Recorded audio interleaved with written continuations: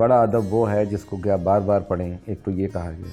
ایک یہ کہا گیا جو آپ کو بصیرت دے, محض ٹائم پاسنگ نہ ہو, تفریح نہ ہو, مطلب کچھ انسائٹ دے. میں اس کو یہاں تک کہتا ہوں کہ بڑا ادب وہ ہے جس کو پڑھ کے آپ اگر تھوڑے سے بھی بدلے نہیں ہیں اپنے اندر, تو آپ کے اندر کوئی دنیا کو دیکھنے کا کوئی ایک نیا نظریہ بھلے ہی نہ پیدا ہو, ایک احساس آپ کو ہو کہ ہم نے ایسے نہیں سوچا تھا. جیس مل نے مسرت کو ناپنے کا, خوشی کو یا پلیزر کو ناپنے کا ایک کیلکولس بنایا تھا. ایک پوری میتھمیٹکس تھی کہ جس خوشی کی انٹینسٹی زیادہ ہوتی ہے, شدت زیادہ ہوتی ہے, اس خوشی کی ڈیوریشن یا اس کی مدت بہت کم ہوتی ہے. میں نے بار بار لکھا ہے کہ ضمیر کے صدر دروازے پہ میری ساری تحریریں دستک دے رہی ہیں, آپ سنیے یا مت سنیے. انگلیوں میں دباؤ محسوس ہونے لگتا تھا, یعنی جو میرے وجود کا دباؤ ہے وہ سمٹ کے جیسے انگلیوں میں آ جاتا تھا, تو انگلیاں بے چین ہوتی تھیں کہ بھئی قلم پکڑو اور کچھ لکھو. ایک کہانی میری ہے جس کا نام ہے کوبڑ. وہ تو میں نے 20 سڑک کے چوراہے کے اوپر بیٹھ کے لکھی ہے, چوراہے پہ بیٹھ گیا تھا. پورا جو آرٹ ہے وہ کہیں مطلب ایک دنیا سے اوپر اٹھ جانے کی اور سب سے زیادہ ایمورٹل ہو جانے کی, یعنی لافانی ہو جانے کی ایک کوشش ہے. کیونکہ دنیا کا ہر بڑا آرٹ, میں صرف یہاں شاعری یا فکشن کی بات نہیں کر رہا ہوں, ہر آرٹ ایک کوشش ہے کہ موت کے اوپر فتح پانے کی. یہ موت سے ڈر نہیں ہے, بلکہ لوگ موت سے اس لیے ڈرتے ہیں کہ ان کو جینا نہیں آتا, ان کو مرنا نہیں آتا. یہ ایک آرٹ ہے نا, چونکہ جینا کا مطلب جینا اپنے آپ میں ایک آرٹ ہے. ظاہر ہے یہ تو پورا صوفیوں کا بہت مطلب پرانا حساب کتاب ہے. مطلب کسی چیز کو سمجھنے کے لیے, دنیا کو سمجھنے کا اور انسان کو سمجھنے کا بہترین طریقہ یہی ہے کہ کم کھایا جائے. اور غم کھانے کا مطلب یہ ہے کہ اس دکھ کو محسوس کیا جائے جو بے ثباتی پوری دنیا میں ایک اجتماعی لیول پہ بھی ہے اور ایک انفرادی مطلب سطح پہ بھی ہے. مجھے لگتا ہے کہ غم اور دکھ میں فرق ہے ان دونوں مطلب الفاظ میں. غم کا جو ہم یہاں استعمال کرتے ہیں وہ ایک طرح کا انفرادی غم بھی ہو سکتا ہے, اور ایک طرح کا آپ یہ کہہ سکتے ہیں کہ رومانی غم بھی ہو سکتا ہے, عشق کا بھی غم ہو سکتا ہے. لیکن جب ہم یہ دکھ کی جب بات کرتے ہیں تو یہ سفرنگز کے لیے ہے. مطلب غم جو ہے وہ ذہنی طور مطلب ایک ذہنی کیفیت بھی ہو سکتی ہے, لیکن دکھ ایک طرح کی سفرنگ ہے جو ہم بھگت رہے ہوتے ہیں. تو میں نے ارسلان اور بیداد میں لکھا کہ ایسی دنیا میں جینے سے کیا فائدہ جہاں کے رنگ زندگی سے زیادہ پائیدار ہوں. کیا بات ہے. تو بھئی میں آپ کو خوش کرنے کے لیے کوئی بھانڈ و مراسی ہوں؟ یہ کام تو بھانڈ و مراسی کرتے ہیں کہ آپ کو خوش کریں گے. صحیح بات. میں کیوں خوش کروں گا آپ کو بھائی؟ بالکل. آپ دیکھ رہے ہیں ریختہ فاؤنڈیشن کی بہت خاص پیشکش روبرو. میں ہوں معید رشیدی. ریختہ روبرو سیریز میں آج ہمارے ساتھ موجود ہیں ہمارے زمانے کے بے حد اہم فکشن رائٹر خالد جاوید. آئیے ان سے ملاقات کرتے ہیں, ان سے باتیں کرتے ہیں. خالد جاوید صاحب, ریختہ روبرو سیریز میں پہلے تو ہم دل کی گہرائیوں سے آپ کا خیر مقدم کرتے ہیں. بہت شکریہ. اور روبرو سیریز میں بہت اہم شخصیات کا ہم نے انٹرویو کیا ہے, تو آج کی یہ گفتگو ہمیں یقین ہے کہ فکشن کے اہم مسائل پر اور خاص طور پر آپ کے جو موضوعات ہیں, جو سروکار ہیں, جس طرح آپ لکھتے ہیں, ان پر ہم گفتگو کریں گے اور بہت تفصیل سے گفتگو کریں گے. لیکن ہم یہ چاہتے ہیں کہ گفتگو کا آغاز ان حوالوں سے ہو جو آپ کا سوانحی حوالہ ہے, جو ابتدائی باتیں ہیں, خاص طور پر آپ کے خاندان کا ماحول اور آپ کے گھر کا ماحول, جہاں آپ نے آنکھیں کھولیں, جہاں آپ کی ابتدائی پرورش ہوئی, جہاں آپ نے پڑھنے لکھنے کا آغاز کیا. تو مختصراً میں یہ چاہتا ہوں کہ ایک ایسا فنکار جسے آج اردو دنیا, ہندی دنیا, بلکہ اب تو جب آپ کے ٹیکسٹ کا انگریزی میں ٹرانسلیشن ہو گیا ہے تو اب وہ دائرہ بہت وسیع ہو گیا ہے اور ہر طرف آپ کے ناول کی پذیرائی ہو رہی ہے. تو کتھا ایوارڈ ہو یا پھر حال ہی میں جو آپ کو بہت اہم ایوارڈ جیسے بھی پرائز ملا, تو آپ کے پڑھنے والوں کا دائرہ بہت وسیع ہے. تو یقیناً وہ یہ جاننا چاہیں گے کہ آپ نے کس علاقے میں آنکھیں کھولیں اور وہ کیا ابتدائی باتیں ہیں. تو مجھے لگتا ہے کہ یہ گفتگو یہاں سے شروع ہونی چاہیے. دیکھیے, میرا تعلق یہ مغربی یو پی کا ایک شہر ہے بریلی, جو ویسے بھی آج کل کافی مشہور ہو گیا وہ اور ہمیشہ سے مشہور تھا, اپنے بازار کی وجہ سے بڑا مشہور تھا. اس شہر سے میرا تعلق ہے, اور گھر کا جو ہمارا ماحول تھا وہ پوری طرح سے ادبی ماحول تھا. ایک تو یہ کہ میرے جو ماموں تھے سگے ابو فضل صدیقی، وہ بہت مشہور افسانہ نگار، بہت مشہور ناول نگار رہے، اور پوری ننیال میں ہمارے 3 خالائیں میری جو تھیں وہ ناولسٹ تھیں، فاطمہ انیس اور فاطمہ جلیس وغیرہ۔ میری والدہ خود بھی صاحب دیوان شاعرہ رہی ہیں، اور والد صاحب نے بھی میرے اردو سے میں کیا تھا۔ تو وہ جو پورا ہمارے گھر میں نے جو آنکھ کھولی ہے تو وہ ماحول یہ تھا کہ ہم نے کھیل کود تو بالکل تھا نہیں، تھا مطلب کھیل کود تھا، لیکن وہ ایک دم کوئی ثانوی سی چیز بن کے رہ گئی تھی۔ گھر میں بس افسانے پڑھ پڑھ کے سنائے جا رہے ہیں، نیا رسالہ آیا ہے تو افسانے پڑھ کے اس کو سنائے جا رہے ہیں، اور ایک اجتماعی قرت ہو رہی ہے اس کی یا ناولوں کی۔ تو ایک طرح سے آپ یہ کہہ سکتے ہیں کہ گھر کے جو ماحول، میرا 7 سال 8 سال کی عمر میں 8 سال کی عمر میں نے ایک کہانی لکھ لی، کیونکہ وہ جو ماحول آپ کو ملا تو آپ نے اسی کے اندر اپنے آپ کو بھی ثابت کرنے کی کوشش کی۔ تو بچے کے ساتھ ہوتا ہے نا، جیسے کہ آپ نے سنا ہوگا کہ وکیل کے گھر میں جو بچہ ہے وہ وکیلوں کی نقل کرنے لگتا ہے، یا ڈاکٹروں کے گھر میں جو بچہ ہوتا ہے تو وہ یہاں ڈاکٹر تو کی، روایت تھی لکھنے پڑھنے کی، وہی تھی، مطلب کہ وہی روایت تھی تو ہم بھی کچھ لکھ رہے تھے اس زمانے میں۔ اور یہ یہاں ایک چیز اور ثابت ہوتی ہے کہ آج جب ہم کچھ لکھتے ہیں تو ہم یہ دیکھتے ہیں کہ ہمارے پر ریویو آئے گا، ہمارے پر کوئی مضمون آئے گا، یا ہماری کوئی پذیرائی ہوگی، لیکن داخلی جبر جو تھا، ایک ہمیں تو پتہ نہیں کہ چھپنا چھپانا بھی کیا ہوتا ہے، تو بہت بعد میں پتہ چلا۔ لکھنا ہے، یعنی جو لکھنا ہے، جو دباؤ ہے، جو تخلیقی دباؤ ہے، وہ کتنا بھی امیچور سے ایک بچے کے ذہن پہ بھی پڑھ رہا ہے، شاید وہ زیادہ اصل تھا، کیونکہ اب تو جب ہم لکھتے ہیں تو ہمیں اپنے قاری کی بھی پرواہ ہوتی ہے، لیکن میں نے جس ماحول میں آنکھیں کھولی ہیں اس میں تو کوئی قاری میرا تھا ہی نہیں۔ میں نے خود پڑھا اور میرے گھر والے دیکھ لیں تو ٹھیک ہے، اول تو میں ان سے بھی اپنی چیزوں کو زیادہ تھوڑا شائی نیچر کا تھا تو چھپاتا تھا، بس لکھنا ہی میرے لیے سب کچھ تھا۔ تو بہت ایک رچ ٹریڈیشن جس کو کہتے ہیں، گھر کا ماحول بڑا جی ادبی اعتبار سے توانا آپ کو ملا، بہت توانا۔ تو اس لحاظ سے آپ خوش نصیب بھی اپنے آپ کو کہہ سکتے ہیں، ورنہ بہت سے لکھنے والے ہیں جن کے خاندان میں کوئی رائٹر نہیں ہوتا، وہ اپنے طور پر پھر اچیو کرتے ہیں، لیکن آپ کے ساتھ معاملہ ذرا مختلف ہے۔ اچھا، یہ بات کہاں تک درست ہے کہ 8 سال کی عمر میں آپ نے افسانے لکھے، کچھ بچوں کی کہانیاں لکھی؟ نہیں بچوں کی نہیں لکھی میں نے۔ اچھا، باقاعدہ اس کو آپ بچوں تو کی 8 سال کی عمر تو بہت کم ہوتی ہے۔ بہت کم ہوتی ہے، دراصل 8 بھی نہیں، یہ بیسیکلی 7 ہے، کیونکہ ابھی جب میں بریلی گیا تو میری پھوپھی جن کے سامنے میں نے لکھی اور جن کے پاس وہ محفوظ ہے، تو انہوں نے کہا نہیں یہ کو کہانی وہ اب بھی موجود ہیں؟ ہاں، 1967 میں لکھی تھی۔ اچھا، آپ کو دلچسپ بات میں یہ بتاؤں کہ تب وہ لکھنے کے لیے کوئی کاپی قلم کوئی نہیں دیتا تھا ہم کو، تو ہم کو ایک سادہ کاغذ ڈھونڈتے پھرتے تھے بچپن میں، اور وہ سادہ کاغذ کبھی کبھی ہمارے تایا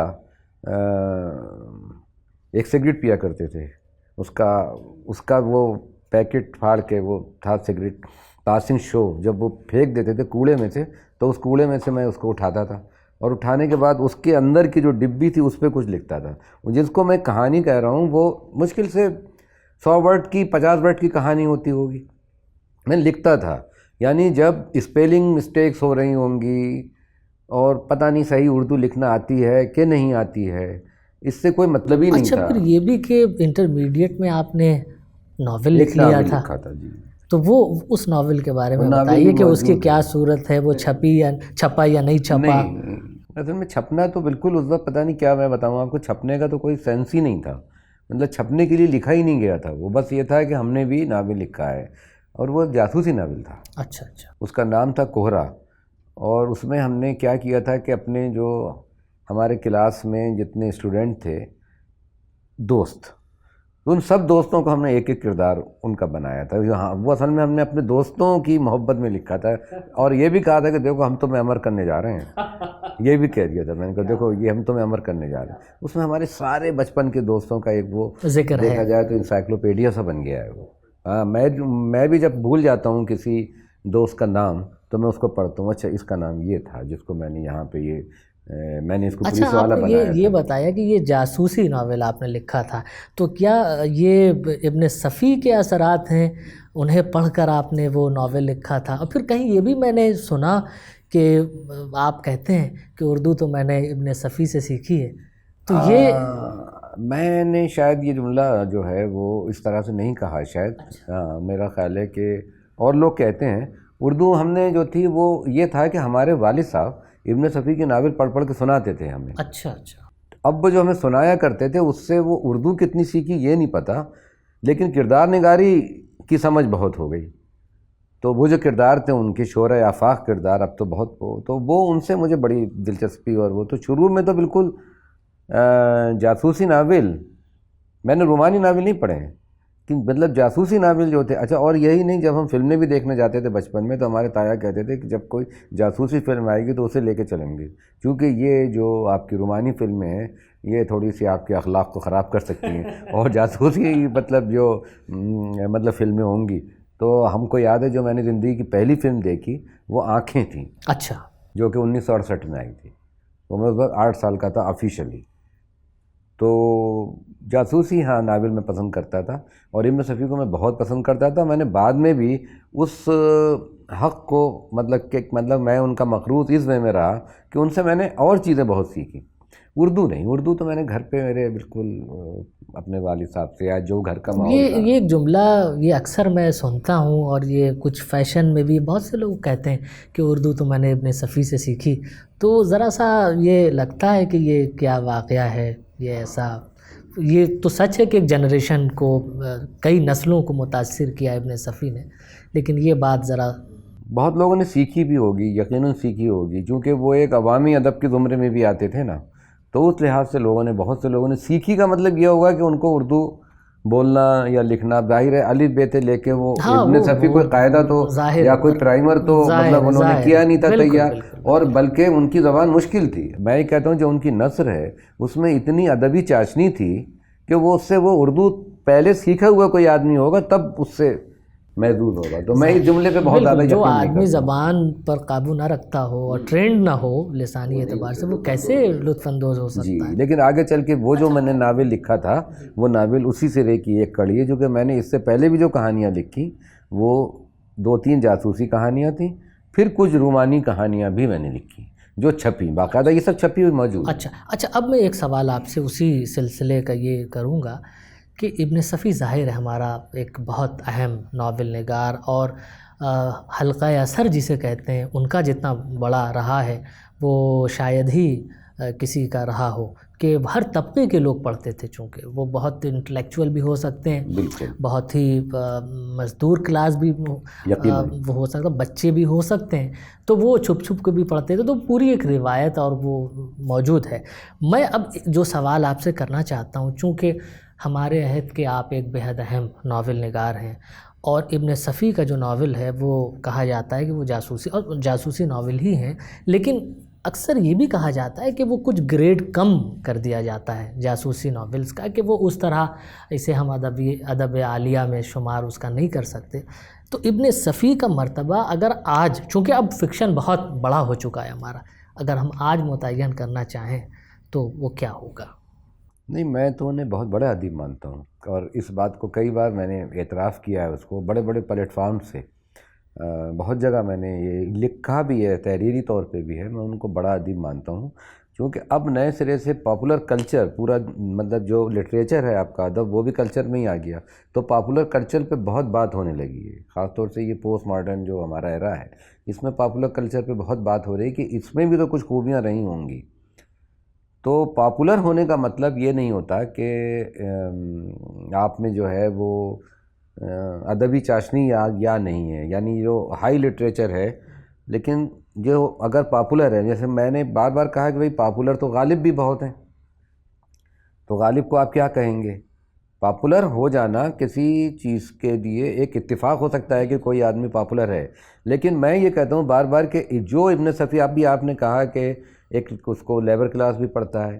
عبداللہ حسین کا ایک ناول ہے وہ واپسی کا سفر، اس میں انہوں نے ایک جگہ لکھا ہے کہ بس چلنے والی تھی اور بس کنڈکٹر کے ہاتھ میں ابن صفی کا ناول دبا ہوا تھا. بنیادی طور پہ یہ ایک طرح کی تضحیک ہی میں سمجھتا ہوں کہ اس کی کوئی بہت ضرورت نہیں تھی، کوئی جاسوسی ناول بھی دبا کہہ سکتے تھے، لیکن انہوں نے یہ لکھا ہے کہ ابن صفی کا ناول دبا ہوا تھا. میں یہ کہتا ہوں کہ جو بس ڈرائیور کے لیے، یہاں پر بس ڈرائیور سے کوئی اس کی بھی تصدیق نہیں ہے. میں مطلب ایک رائٹر کے کو تو مطلب وہ میں تو اپنے آپ کو اتنا نیچا، اتنا زیادہ میں سمجھتا ہوں کہ جو بھی سڑک پہ پڑا ہوا روڑا ہے اس کو بھی میں اپنے اوپر ترجیح دیتا ہوں. لیکن یہاں پہ صرف تعلیمی اعتبار سے میں کہہ رہا ہوں، جو کم پڑھا لکھا آدمی رہا ہوگا، جو لیبر کلاس ہے، اس کا ابن صفی کچھ اور ہے اور میرا ابن صفی کچھ اور ہے۔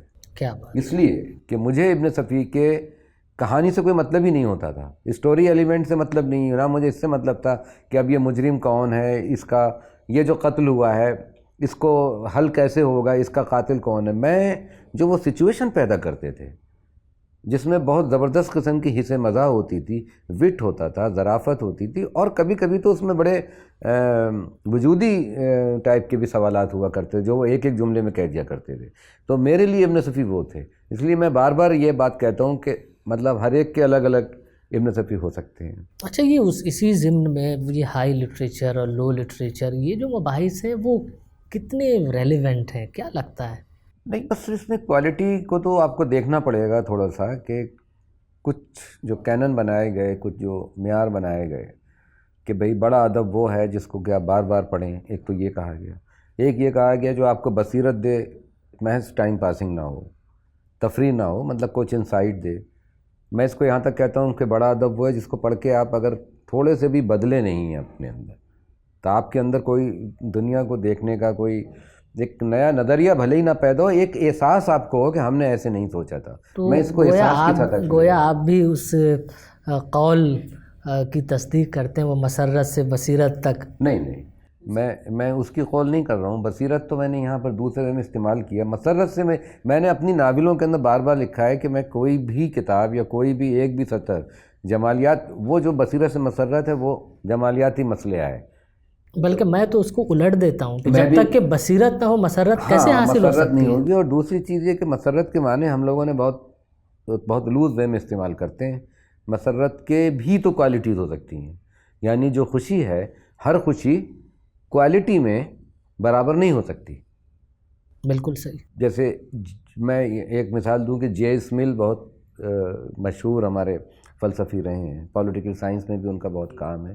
تو جے ایس مل نے مسرت کو ناپنے کا، خوشی کو یا پلیزر کو ناپنے کا ایک کیلکولس بنایا تھا، کیسے ناپا جائے گا۔ اور وہ یہ تھا کہ ان کا بہت ہی مشہور ایک ہی جملہ ہے کہ بھئی جو ایک پوری میتھمیٹکس تھی کہ جس خوشی کی انٹینسٹی زیادہ ہوتی ہے، شدت زیادہ ہوتی ہے، اس خوشی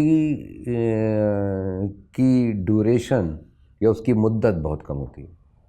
مطلب یہ جسٹ الٹا ہے، یعنی جو خوشی ہم کو رسگلہ کھانے سے مل رہی ہے، وہ یا ہم کو کرکٹ کھیلنے سے مل رہی ہے یا ہم کو فٹ بال کھیلنے سے مل رہی ہے، اس وقت تو وہ بہت تیور، بہت ہی شدید ہوتی ہے، ہم برداشت نہیں کر پاتے ہیں بھئی رسگلہ اور یہ، لیکن اتنی جلدی اس کو بھولتے ہیں۔ اور ایک خوشی وہ ہوتی ہے جو کوئی اس لیول کا کام کر کے ہم کو ہوتی ہے، جیسے ایک نظم لکھ کے آپ کو ہوتی ہوگی، آپ خود اتنے اچھے شاعر ہیں، آپ کو پتہ ہوگا کہ جو خوشی آپ کو کوئی ایک غزل لکھنے کے بعد ہوتی ہوگی، وہ خوشی آپ کو شاید نہیں ملتی ہوگی کچھ کھانے سے، پینے سے، کچھ پہننے سے یا اوڑھنے سے۔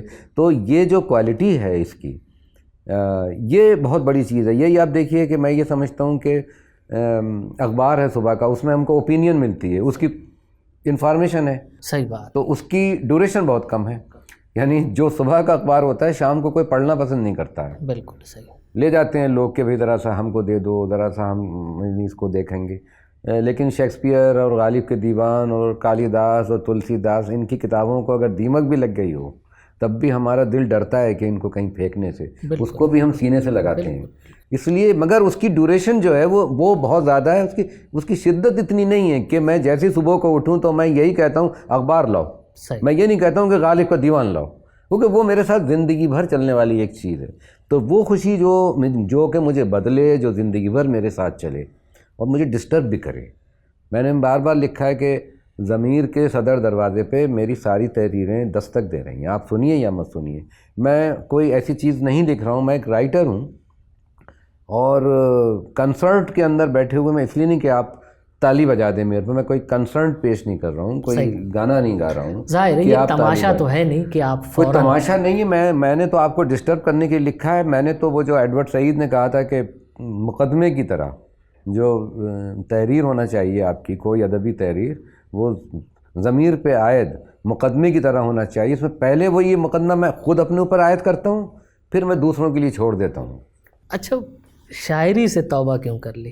اس کی کہانی یہ ہے کہ دیکھیے پہلے تو میں نے مطلب مجھے لگتا ہے کہ بنیادی طور پہ میں شاید فکشن ہی لکھ سکتا تھا، فکشن کے سوا کچھ کر نہیں سکتا تھا۔ یہ کب ریئلائز ہوا آپ؟ نہیں 8-9 سال 10 سال کی عمر سے میں کہانیاں جو تھی وہی میں نے لکھی۔ ایک سلسلہ آیا تھا جب میری کہانی لکھنے کا سلسلہ بالکل ٹوٹ گیا، یہ 85-86 کی بات ہے، 82 وغیرہ کے بعد بالکل نہ میں نے کہانی لکھی نہ میں نے کچھ نہیں لکھتا تھا۔ تو یہ 88 کے قریب کچھ مجھے لگا کہ لاؤ بھی کچھ لکھو۔ اس زمانے میں اوراق آیا کرتا تھا، اوراق میں نظمیں آپ کی ہاں تو چھپی ساری ہیں، نظمیں اوراق میں ہی چھپی، تو وہ اس میں پھر کچھ میں نے جس طرح سے کچھ محسوس ہوا کہ وہ بہت ہی پراسرار عمل ہوتا ہے اصل میں، اس وقت بالکل کہانی نہیں لکھنا تھا، لیکن پھر بیچ بیچ میں ایک کہانی بھی لکھی۔ فاروقی صاحب نے، میں نے بار بار کہا کہ شمس سلیمان فاروقی صاحب نے شب خون میں ساری نظمیں جو اوراق میں چھپی تھیں وہ یہاں بھی چھپی، تو پھر اس بیچ میں 3-4 افسانے بھی میں نے لکھے تھے جو ان افسانوں سے بالکل مختلف تھے، جو کہ نوجوانی کے دور کے نیم پختہ، نیم رومانی، نیم جاسوسی قسم کے ہو سکتے تھے۔ تو فاروقی صاحب نے ایک دن مجھ سے کہا قریب 12-13 نظمیں چھاپنے کے بعد میری، کہ بھئی دیکھو تمہاری نظمیں اچھی ہیں خالد جاوید، یہی ہے ان کا خط موجود ہے، وہ خط میں لکھا کہ تمہاری نظمیں تو بہت اچھی ہیں لیکن بس بہت اچھی ہیں، یہ تم بہت زیادہ مطلب تم سے بہت اچھی نظمیں کہنے والے لوگ ہیں، کوئی بھی کمی نہیں ہے۔ لیکن یہ بھی بہت بڑی بات ہوتی ہے کہ انسان کو خود احساس ہو جائے کہ ہم اس صنف کے سہارے بہت دور تک نہیں جا سکتے۔ انہوں نے مجھ سے کہا اور میں بھی خود یہ سمجھا، تو انہوں نے کہا لیکن اب تک میں نے تمہارے جو 2-3 افسانے پڑھے ہیں تو میں یہ کہہ سکتا ہوں کہ افسانے میں تم اکیلے ہو گئے آج سے 10-15 سال بعد، غیر معمولی، یہ ان کا کہنا تھا کہ یہ غیر معمولی، تو وہ میدان تمہارے لیے خالی ہے۔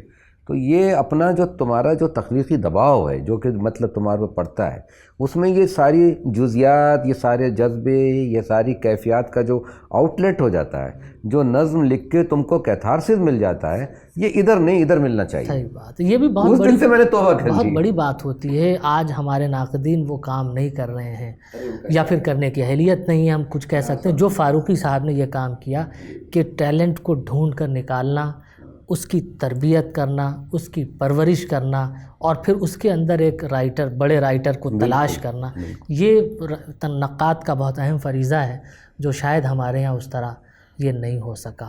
بہرحال اب ایک مسئلہ ہے کہ لکھنے والا اپنے طور پر لکھتا ہے، اور ہمارے جتنے بڑے لکھنے والے ہیں سب کا لکھنے کا اپنا انداز ہوتا ہے اور تخلیقی سائیکی ہوتی ہے اور ان کی اپنی تربیت ہوتی ہے۔ جیسے منٹو کے بارے میں ہم جانتے ہیں کہ وہ لکھتے تھے تو اکڑوں بیٹھ کر لکھتے تھے، وغیرہ وغیرہ اس طرح۔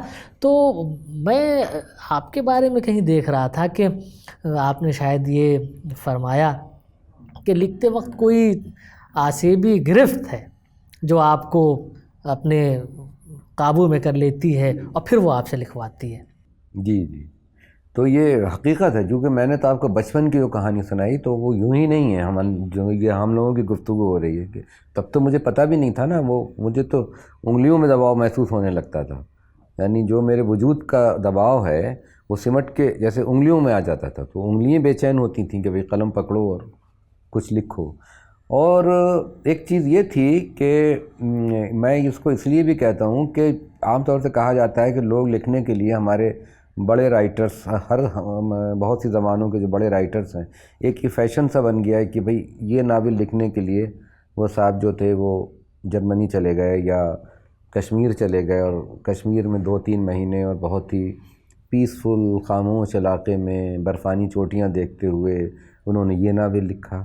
مغرب میں تو بہت ہے، رائٹر ان ریزیڈنس کے پروگرام ہوتے رہتے ہیں کہ بھئی ناول لکھنے کے لیے آپ کہیں پر چلے جاتے ہیں، اس کو اسپانسر کرتے ہیں کہ ناول لکھنے کے لیے 6 مہینے کے لیے آپ کو سوئٹزرلینڈ بھیجا جا رہا ہے۔ میرے لیے بھی آفر آیا تھا یہ کہ وہاں مجھے رائٹر ان ریزیڈنس کے لیے بھیجا جا رہا تھا سوئٹزرلینڈ میں، اور مجھے خوب اچھی طرح معلوم تھا کہ میں لکھ ہی نہیں پاؤں گا، میری طبیعت بری طرح سے گھبرا جائے گی، میں واپس آ جاؤں گا، کیونکہ مجھے اپنے ماحول میں لکھنا ہے، اور میرا وہ ماحول ہے جس میں شور بھی ہو۔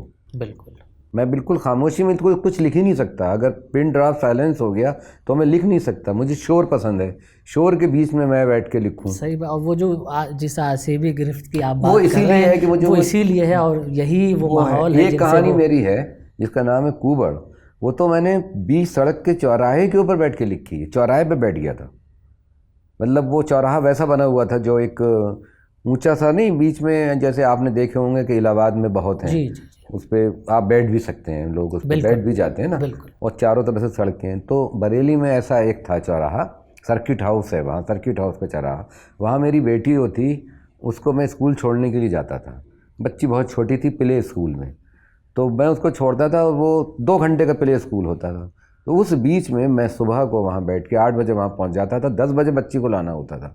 تو وہاں بیٹھ کے آپ یقین کیجئے کہ میں نے پوری کہانی لکھی ہے کوبڑ، اسی جگہ بیٹھ کے لکھی ہے. میرے دونوں طرف سے کار اور ٹرک اور پتہ نہیں کیا کیا مطلب بیت رہے ہیں، چاٹ والے اور چائے والے، اور مجھے یہ بھی نہیں کہ ہوش نہیں ہے، میں کبھی اس کے بغیر تو لکھا ہی نہیں جا منافقہ، ہاں کہ میں اپنا کام بھی کر رہا ہوں، وہ کام بھی کر رہا ہوں، وہ بھی میرے بیک گراؤنڈ میں شامل ہے. مطلب بہت سی چیزیں آپ کے فوکس میں ہوتی ہیں. یہی صاف گوئی ہے جو ہمیں بہت اچھی لگتی ہے آپ کی.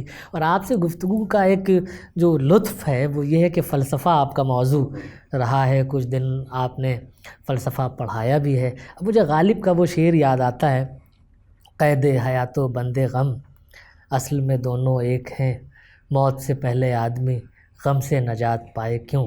تو یہ موت سے پہلے آدمی غم سے نجات پائے کیوں، رائٹر کے لیے تو غم سے نجات مجھے لگتا ہے کہ خود اس کی تخلیق ہے جس میں وہ غم سے نجات کا ذریعہ ڈھونڈتا ہے. جی بالکل، کیا خیال ہے؟ جی بالکل، وہ تو ہے ہی. اور جو آرٹ ہے پورا کا پورا جو آرٹ ہے وہ کہیں مطلب ایک دنیا سے اوپر اٹھ جانے کی اور سب سے زیادہ امورٹل ہو جانے کی، یعنی لافانی ہو جانے کی ایک کوشش ہے. کیونکہ دنیا کا ہر بڑا آرٹ، میں صرف یہاں شاعری یا فکشن کی بات نہیں کر رہا ہوں، ہر آرٹ ایک کوشش ہے کہ موت کے اوپر فتح پانے کی، جو موت سے پہلے غم سے مطلب نجات پائے. کیوں تو موت کیونکہ عام آدمی کی موت ہے، لیکن آپ یہ دیکھتے ہیں کہ کسی فنکار کی جو موت ہوتی ہے وہ موت ہو کے بھی نہیں ہوتی اگر وہ جینین فنکار ہے. وہ تو ہمیشہ جب تک اس کا متن زندہ رہتا ہے وہ زندہ رہتا ہے. تو یہ سلسلہ جو ہے شروع، یہ کوشش ہی وہی ہے. آپ دیکھیے کہ پورے ہندوستانی فلسفے میں یوگ ویششٹ کی جتنی کہانیاں ہیں یا اپنشدوں کی جتنی کہانیاں ہیں وہ سب موت کے چاروں طرف ایک دھاگا بنتی ہیں. ہمارے یہاں تو موت کا نام لینا، جبکہ مذہب میں بھی بار بار کہا جاتا ہے کہ موت برحق ہے، اس کے باوجود میرے اوپر تو اتنے اعتراضات ہوئے ہیں، آپ کو تو سب معلوم ہی ہے کہ ایک صاحب نے تو میرا نام ہی ڈاکٹر ڈے تو پروفیسر ڈے تو مطلب اس طرح کا رکھ لیا. بہت نازیبا، وہ آپ کو سب پتہ ہے، لیکن میں نے اس کو، کیونکہ مجھے معلوم ہے یہ موت سے ڈر نہیں ہے، بلکہ لوگ موت سے اس لیے ڈرتے ہیں کہ ان کو جینا نہیں آتا، ان کو مرنا نہیں آتا. یہ ایک آرٹ ہے نا، چونکہ جینا کا مطلب جینا اپنے آپ میں ایک آرٹ ہے. موت سے ڈر ہی اسی لیے ہے کیونکہ وہی کیا کمال ہو گیا. یہ تو وہی ہے کہ صرف مردے ہی جو ہوتے ہیں مطلب وہ ان کو یہ احساس نہیں ہوگا، زندہ آدمی کے تو پیچھے سب کچھ لگا ہوا ہے نا. اور یہاں تک کہ حیات بعد الموت بھی ایک چیز ہے، اس پہ بھی یقین رکھتے ہیں، اس کے باوجود ان کو اسی دنیا کی پرواہ ہوتی ہے. ابھی تھوڑی دیر پہلے میں نے غالب کا شعر آپ کو سنایا موت کے حوالے سے، اور اب مجھے میر کا ایک شعر یاد آتا ہے کہ مجھ کو شاعر نہ کہو میر کہ صاحب میں نے درد و غم کتنے کیے جمع تو دیوان کیا. یہ شعر میں نے خاص طور پر اس لیے پڑھا کہ آپ کا ناول موت کی کتاب وہ پڑھتے ہوئے، اور اکثر آپ نے کئی جگہوں پر کہا بھی ہے کہ کم کھانا اور غم کھانا. تو یہ ناول موت کی کتاب جو ہے وہ آپ نے لگتا ہے کہ کم کھا کر بلکہ زیادہ غم کھا کر لکھا ہے. جی ظاہر ہے، یہ تو پورا صوفیوں کا بہت مطلب پرانا حساب کتاب ہے. مطلب کسی چیز کو سمجھنے کے لیے، دنیا کو سمجھنے کا اور انسان کو سمجھنے کا بہترین طریقہ یہی ہے کہ کم کھایا جائے. اور غم کھانے کا مطلب یہ ہے کہ اس دکھ کو محسوس کیا جائے جو بے ثباتی پوری دنیا میں ایک اجتماعی لیول پہ بھی ہے اور ایک انفرادی مطلب سطح پہ بھی ہے. تو مجھے یہ لگتا ہے کہ بغیر ایک دکھ کو محسوس کیے ہوئے آپ کچھ لکھ ہی نہیں سکتے. میں اپنا، اور یہ سلسلہ مجھ سے نہیں شروع ہوا ہے، یہ سلسلہ تو بدھا وہ تو کے زمانے سے شروع ہوا ہے. اور دکھ جس کو کہتے ہیں وہ مجھے لگتا ہے کہ غم اور دکھ میں فرق ہے ان دونوں مطلب الفاظ میں. غم کا جو ہم یہاں استعمال کرتے ہیں وہ ایک طرح کا انفرادی غم بھی ہو سکتا ہے، اور ایک طرح کا آپ یہ کہہ سکتے ہیں کہ رومانی غم بھی ہو سکتا ہے، عشق کا بھی غم ہو سکتا ہے. لیکن جب ہم یہ دکھ کی جب بات کرتے ہیں تو یہ سفرنگز کے لیے ہے. مطلب غم جو ہے وہ ذہنی طور مطلب ایک ذہنی کیفیت بھی ہو سکتی ہے، لیکن دکھ ایک طرح کی سفرنگ ہے جو ہم بھگت رہے ہوتے ہیں، جس کو اور یہ سلسلہ ہے، جس کو ہمارا جسم ہمارا شریر بھی بھگتتا ہے. بالکل. مطلب وہ بیمار ہے، وہ بیماری کا غم نہیں ہے بلکہ بیمار کا دکھ ہے. دکھ میں کہیں مجھے لگتا ہے جسم بھی شامل ہوتا ہے. غم میں ہو سکتا ہے کہ کوئی چیز کو استعمال کرے کہ بھئی غم ہو، لیکن دکھ میں تکلیف اور پین جس میں شریر اور جسم بھی شامل ہے، جس کو اس کو محسوس کرتا ہے. مجھے لگتا ہے کوڑھیوں کا جو پورے لیپرس ان کا، جب میں یہ لکھ رہا تھا افسانہ جو میں نے ذکر کیا کوبڑ، تو جس چوراہے پہ بیٹھا میں لکھ رہا تھا، تو ایک دن میں نے دیکھا کہ لائن سے مطلب قطار سے کچھ گاڑیاں چلی جا رہی ہیں ٹھیلے ٹائپ کھینچتے ہوئے ان کو. میں نے یوں دیکھا تو وہ جن کو یہ لیپروسی کا مرض ہو جاتا ہے، وہ سارے لوگ جو تھے، وہ جن کے لیے آشرم الگ سے ہوتے ہیں، بستیاں، وہ نکل رہے تھے بھیک مانگنے کے لیے، اور لائن سے 8-10 تھے. ان میں ان کے سب سے جو چیز جس نے مجھے موو کر دیا وہ یہ تھا، ان میں چھوٹے چھوٹے بچے تھے، اور بچوں کے ہاتھ میں 2-3 بچوں کے ہاتھ میں بھی غبارے تھے. تو وہ ایک ایسا عجیب و غریب منظر تھا کہ مطلب آپ زندگی میں بھی شامل ہیں، اور جو زندگی ہے وہ شاید موت سے بھی بدتر ہے. مجھے لگا کہ زندگی اور موت میں کوئی فرق نہیں. جب میں نے موت کی کتاب لکھی تو لوگوں نے اس کو موت سمجھا، لیکن وہ جو موت ہے وہ تو دراصل زندگی ہے. صحیح. وہ تو اس سفرنگ کی کہانی ہے، جو اگر آپ نے وہ مطلب کہانی پڑھی ہے تو آپ دیکھیں وہ تو اس سفرنگ کی کہانی ہے. اس کے لیے تو زندگی موت ہو جاتی ہے نا. تو ڈکشنری کی میں جو لفظ موت کے اور یا جو اس کی زندگی کے لکھے ہوئے وہ نہیں، بالکل وہ اس کی تقلیب ہے، وہ اسے فکشن میں تو مترادفات بدل جاتے ہیں. تو وہ یہ منظر کہ اچھا مگر یہ بچے بھی جو ہیں ان کو معلوم ہے کہ ان بچوں کو بھی کوڑ ہو جانے والا ہے، ان کے ماں باپ کو بھی معلوم ہے، لیکن کھیلنے کا حق اور خوش ہونے کا حق اور غبارے اڑانے کا انہیں، وہ منظر میں بھلا نہیں سکا. بہت بعد میں جوتے والی میں نے جو ایک کہانی لکھی ہے جس کا نام ہے قدموں کا نوحہ گھر، اس میں میں نے یہ پورا منظر استعمال کیا. اس پورے منظر کو میں نے لکھا ہے کہ وہ بھی جا رہے تھے، اور وہ جوتا وہاں پہ یہ کہتا ہے کہ کاش میں ان کے پیر جو گل رہے تھے ان کے لیے شاید میں اڑ کے مطلب ان کے پیروں کے اندر، ان گلتے ہوئے پیروں میں جا کے ان کو ڈھک لیتا، مگر یہ میرا مقدر نہیں تھا. جوتا اس کا نریٹر ہے ان کا پورا. کیا بات. تو یہ جو دکھ ہے یا یہ جو سفرنگ ہے، یہ میری بہت کوئی مطلب رومانی قسم کی نہیں ہے، یہ انفرادی بھی نہیں ہے. یہ سارے سنسار میں جو میں پوری مطلب کائناتی ایک جو دکھ ہے، جو کاسمس سیڈنس ہے پوری کی پوری، جی وہ جا کے پورا ایک فلسفہ بن جاتا ہے. وہ فلسفہ بن جاتا ہے. بالکل. اچھا یہ ہمارے ایک بہت بڑے نقاد نے اس ناول کو انسانی دکھوں کا جدید بیانیہ کہا تھا، تو مجھے لگتا ہے کہ اس سے بہتر اس ناول کی تعریف اور کیا ہو سکتی ہے. یہ بہت بڑی بات ہے. اچھا وہ لوگ کہتے رہے موت کی کتاب، زندگی کی کتاب کب لکھیں گے، تو وہ یہ بڑا ہمیں تو ان کی فکر پہ ذرا تأمل ہوتا ہے، اور ہم سوچتے ہیں کہ فہم کی سطح کیا ہے اور کیسے ہے. لیکن اچھا اب سوال میں آپ سے یہ کہوں، بجائے کہ ہم ان مباحث میں زیادہ جائیں، کہ یہ موت تو بہت ہی ایک کبھی کبھی بہت فیسینیٹ بھی یہ کرتی ہے، موت بہت فیسینیٹ کرتی، اور جو لوگ حساس ہوتے ہیں، ذرا کسی مسئلے کی تہ میں اتر کر سوچتے ہیں، انہیں تو بہت فیسینیٹ کرتی ہے.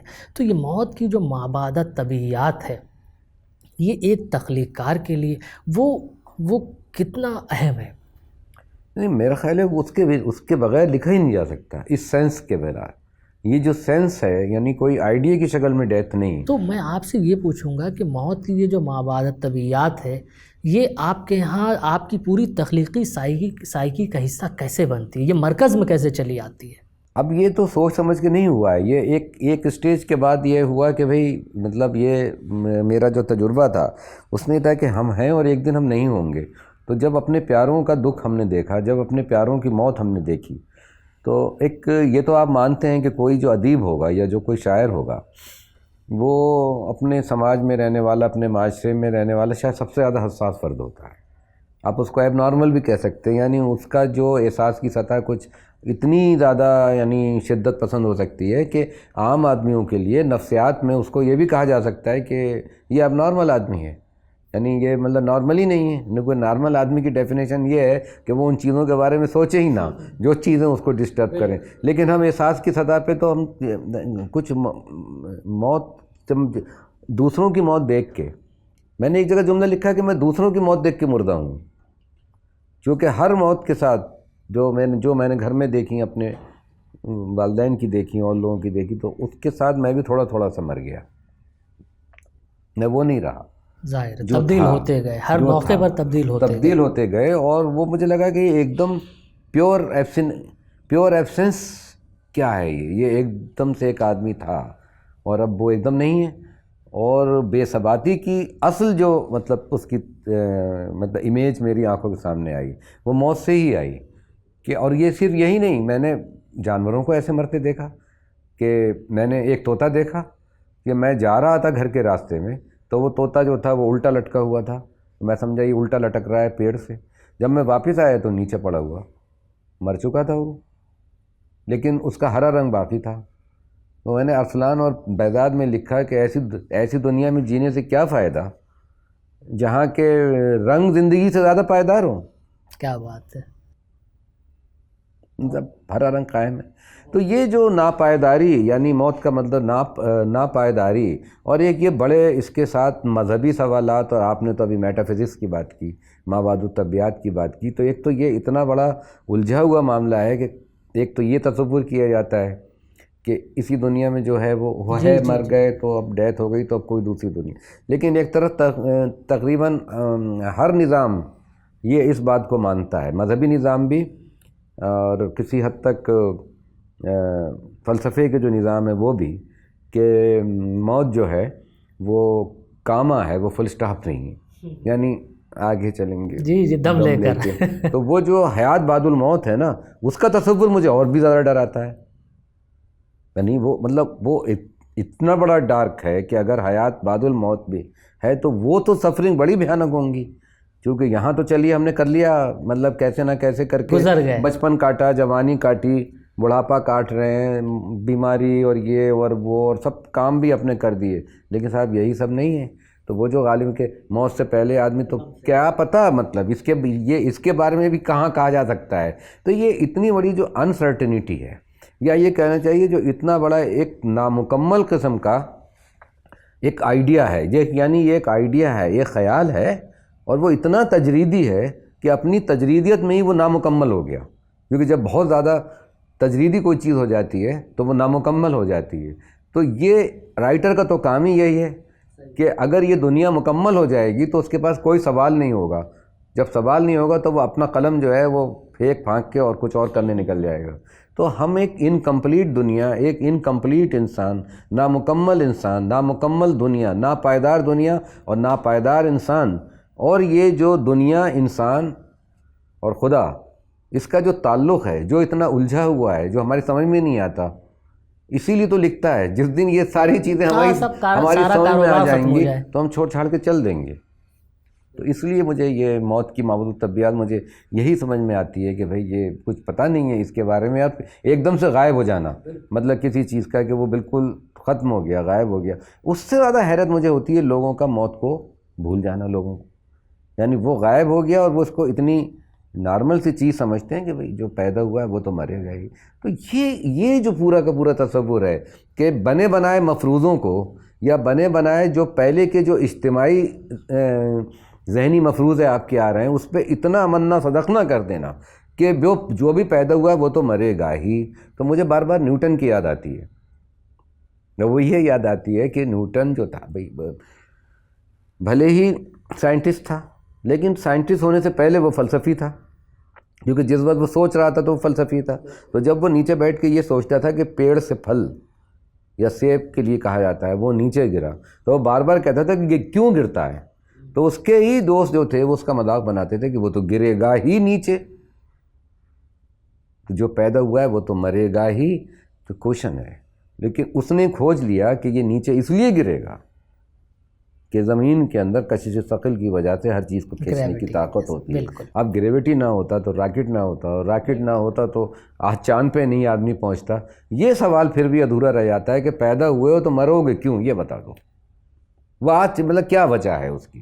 تو یہ میرے سامنے بہت سے سوال ہیں اور ایک فکشن نگار کے اور پاس جب تک یہ سوال جواب نہیں قائم ہوتا. رہے گا تب تک موت کی کتاب لکھی جاتی رہے گی. اور میں نے تو اپنی ہر اس کو میں آپ نے دیکھا ہوگا کہ پھر تو میں نے بھی سیریز بنا ہاں دی. پھر یہ کہ میری ہر کتاب موت کی کتاب ہے تو یہ کیا یہ میں نے ضد میں کیا ہے. اچھا میں اس کو قبول کرتا ہوں. وہ تو نام میں نے رکھا, لیکن جب اس کتاب کو لے کے جو تھا وہ پورا ایک دشنام درازیاں ہی کہی جائیں گی. اب ایک پورا شمارہ آپ کو یاد ہے جی یاد ہے جو موت کی کتاب کے خلاف نکلا, یاد ہے. اور اس کے بعد جو ہنگامے ہوئے سب آپ کو پتہ ہے. سیمینار ہوئے ساہتیہ اکیڈمی میں, وہاں مجھے نشانہ بنایا گیا, میرے دوستوں نے آ کے مجھے وہاں پہ سنبھالا. میں تو وہاں تھا نہیں, جی میری کتاب کو تو جتنا ڈیفینڈ کیا وہ بھی آپ کو پتہ ہے جتنا. اور آج تک ابھی تک کہا جاتا رہا ہے کہ خوشگوار تاثر کوئی نہیں آتا. بھائی میں آپ کو خوش کرنے کے لیے کوئی بھانڈ و مراسی ہوں؟ یہ کام تو بھانڈ و مراسی کرتے ہیں کہ آپ کو خوش کریں گے. میں کیوں خوش کروں گا آپ کو بھائی؟ بالکل. مطلب آپ کو کیا کر کے دکھاؤں مطلب جس سے آپ خوش ہوں؟ میں بجائے یعنی آپ کو کچھ اپنا لکھنے کے بجائے آپ کو آئس کریم کھلاؤں یا چاکلیٹ کھلاؤں, میں کیا کروں؟ تو مطلب میری تو سمجھ میں نہیں آتا. کیونکہ اگر اچھا مجھے اس کی پرواہ نہیں ہے کہیں کہ مجھے پڑھنے والے کتنے ہیں. بورخیس نے ایک جگہ لکھا ہے کہ اگر مجھے پڑھنے والے 20 لوگ بھی ہیں تو آپ سن لیجئے کہ میں جو ہوں انہی 20 لوگوں کے لیے لکھتا ہوں اور انہی کے لیے لکھتا رہوں گا ہمیشہ. قاری میرا کوئی مسئلہ ہی نہیں رہا کبھی. میں عرض یہ کر رہا تھا کہ جب اتنا سب ہو گیا تو جب میں نے بعد میں نعمت خانہ لکھا تو میں نے اس کو نعمت خانہ لکھا اور بیچ میں بریکٹ سے نیچے لکھ دیا موت کی دوسری کتاب. نعمت خانے کے بعد جب ایک خنجر پانی میں آیا تو اس کو میں نے لکھ دیا موت کی تیسری کتاب, اور اب ارسلان بذات کو چوتھی کتاب. لیکن افسانوں میں میں نے ایسا نہیں کیا. اس بیچ میں جو افسانے کی بھی ایک کتاب میری آئی اس میں نے یہ نہیں کیا. لیکن بات یہ ہے کہ ریکرنگ تھیم جو ہے بار بار وہ تکرار تو میرے یہاں انڈر کرنٹ کے طور پر یہ آپ کے ہاں آتا ہے. اچھا میں اب ایک اپروچ کا ذکر آپ سے کروں گا کہ غلاظت میں طہارت کی تلاش, یہ ایک اپروچ ہے لکھنے والوں کا کہ ایسے جو اینٹی ایستھیٹیکل جو مسائل ہیں یا جو موضوعات ہیں, جو اینٹی ایستھیٹکس کا مسئلہ ہے اس میں ظاہر اپروچ بالکل مختلف ہو جاتا ہے رومانی لکھنے والوں کے مقابلے میں, کہ انہیں تو انہی چیزوں میں لذت نظر آتی ہے یا انہیں مسرت ملتی ہے جو بہت سامنے کی چیزیں ہوتی ہیں یا جو دنیا سمجھتی ہے. لیکن یہ تو بہت مشکل راستہ ہے نا, یہ جسے ہم اینٹی ایستھیٹیکل اپروچ کہتے ہیں یا غلاظت میں طہارت کی تلاش, تو یہ پلسرات پہ چلنے کے برابر نہیں ہے. نہیں, مجھے ایسا کبھی محسوس نہیں ہوا کیونکہ مجھے ہمارے یہاں شاعری اس لیے کہ اس میں تنقید کے پہلو بہت آ جاتے ہیں. اور ان سے ڈرنا نہیں چاہیے. نقاد کا خوف کبھی تھا نہیں سیدھا سا. اور دوسری بات یہ تھی کہ ایک ویبھتس رس نام کی ایک چیز ہماری سنسکرت شاعری میں ہمیشہ سے موجود تھی اور ویبھتس کو بھی رس بنایا گیا تھا. آپ دیکھیے مطلب ویبھتس وہ ہے جس کو دیکھ کے کہ کراہیت ہو, غلیظ ہے, یا کوئی اس طرح کی چیز ہے جس کو دیکھ کے آپ کو لگے کہ یہ کیا ہے.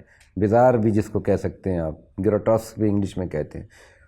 اس میں بہت صحیح ہے وہ کہ ویبھتس رس بھی ہے, یعنی ایک طرف اگر شرنگار رس ہے اور پھر اس کے بعد کروڑا رس ہے اور ویر رس ہے تو اس کے ساتھ ساتھ اس کو بھی سنسکرت میں رس کا ہی نام دیا گیا, یعنی اس سے بھی آپ کو یہ بھی جمالیات ہے, یہ بھی وہی مطلب وہ ایستھیٹکس جس کی آپ بات کر رہے ہیں. چونکہ دیکھیے بہت مشہور بات ہے پکاسو کی کہ بدصورتی کی گھٹی پی کے ہی خوبصورتی کا جنم ہوتا ہے. کیا بات, مطلب دنیا کی کوئی چیز ایسی نہیں ہے جس کو آپ کے خوبصورت کہیں اور وہ بدصورتی سے پیدا نہ ہوئی ہو. مطلب بڑا سے بڑا آپ خوبصورت درخت دیکھ لیجئے, لیکن جب اس میں کھاد ڈالی جاتی ہے وہ اس کی بدبو کو میں نے دیکھا ہے. میں نے تو خود بہت باغبانی کی ہے, میں نے وہ بیج بھی دیکھے ہیں سڑتے ہوئے جس میں سے جو بدبو آتی ہے. اور اگر آپ کوئی بھی تخلیقی عمل دیکھیں تو وہ ہمیشہ تھوڑا سا ڈسگسٹنگ بھی ہوگا, کیونکہ ایک طرح کی ہلاکت خیزی ہے وہ. کہ آپ دیکھیے کہ انڈے, وہ مرغی کا انڈا ہے موجود اور انڈا اس میں موجود ہوتا ہے, اس کے بعد وہ ٹھونگ مار کے باہر آتا ہے, تو ایک طرح کی ہلاکت خیزی ہوتی ہے, وہ انڈے کا چھلکا ٹوٹتا ہے. یہ کون سی ایستھیٹکس ہے؟ صحیح, یہ جو جمالیات ہے. تو یہ بعد میں نے یہ کوشش کی کہ خاص طور سے جو ہماری جو بنی بنائے جمالیاتی سانچے ہیں ان کو میں سبورٹ کروں گا, چونکہ میں پیرلل. اچھا پھر ایک بات اور ہے یہاں مجھے یاد آتا ہے, دیکھیے ایسا بھی نہیں ہے, اگر میں اپنے افسانوں میں یا آپ اپنی شاعری کے اندر کسی ایسی چیز کا نقشہ کھینچ رہے ہیں جو لوگوں کے لیے ڈسگسٹنگ ہے، تو یہ ان کے اندر تربیت کی کمی ہے، وہ آرٹ کے قاری ہی نہیں ہیں۔ آپ کو یاد ہوگا اور آپ کو معلوم ہے کہ شبلی نے ایک جگہ مطلب 100 سال پہلے شبلی کو اتنی سمجھ ہے کہ شبلی کہہ رہے ہیں اس وقت جب کہ ان کو یہ سب باتیں پتہ نہ ہوں کہ بھائی چھپکلی جو ہے، انہوں نے یہی دی ہے مثال کہ چھپکلی جو ہے اس کو دیکھ کے کراہیت ہوتی ہے، جب وہ چلتی ہے دیوار پہ سب کو کراہیت ہوتی ہے، جب اس کی امیج جب اس کی تصویر کوئی مصور بنا دیتا ہے تو ہم کہتے ہیں واہ کیا کمال ہے۔ تو اگر ہم اس گندگی کو آپ کے سامنے پیش کر رہے ہیں جس سے آپ آنکھیں چراتے ہیں تو ہمارے لیے وہاں نہیں ہے، بہت اہم، وہاں وہ گندگی ہی ہے۔ وہاں وہ ایک صاحب نے کہا وہاں پر کہ خالد جاوید کی کہانی پڑھ کے ناک کے اوپر منہ مطلب ناک بند کرنا پڑتی ہے، منہ پہ رومال رکھنا پڑتا ہے۔ وہاں پہ شبلی نے ان کی کوئی مطلب وہ نہیں کی ہے تربیت۔ پھر یہ سب کہاں جائے گا؟ ایک بات میرا ماننا یہ ہے کہ آپ کی جو روایتی شاعری ہے وہ تو اس کو بالکل منہ نہیں لگائے گی، اور نظم بھی ایک حد تک منہ لگائے گی۔ تو اتنی بڑی جو دنیا ہے، اور آپ یہ بھی بھول گئے ہیں کہ آپ کی شرٹ میلی اس لیے ہوتی ہے، کالر گندا اس لیے ہوتا ہے کہ آپ زندہ ہیں۔ صحیح، تو زندہ رہنے کی سزا تو گندگی ہے ہی۔ آپ تو اپنے ساتھ لیے جا رہے ہیں، آپ ہی تو گندگی پھیلا رہے ہیں۔ تو آپ کیسے ایک چیز کو اپنے سے الگ کر رہے ہیں جو چیز آپ کے ایگزسٹنس کا اتنا بڑا پارٹ ہے، جس کو آپ نے گندگی کہہ کے ریجیکٹ کیا ہے، وہ ہے تو آپ کا ہی پارٹ۔ تو اس پارٹ کو کون جگہ دے گا؟ اس کو تو فکشن کے پاس یہ ہے لچک کم از کم موجود کہ وہ جگہ دے سکتا ہے، اس کو دوسری کوئی صنف اس کو جگہ نہیں دے سکتی۔ اور ناول تو بطور خاص ناول تو اس کو جگہ دے گا، اس کا دامن اتنا وسیع ہے۔ اچھا، یہ ناول کو ایک جمہوری فن ہونا چاہیے اور اس کا کریکٹر جو ہے وہ جمہوری ہونا چاہیے، یہ آپ نے کہیں لکھا بھی ہے، کہیں گفتگو بھی کی ہے شاید اس پر۔ تو یہ جمہوری یہاں پر اس پہلو سے کیا مراد ہے؟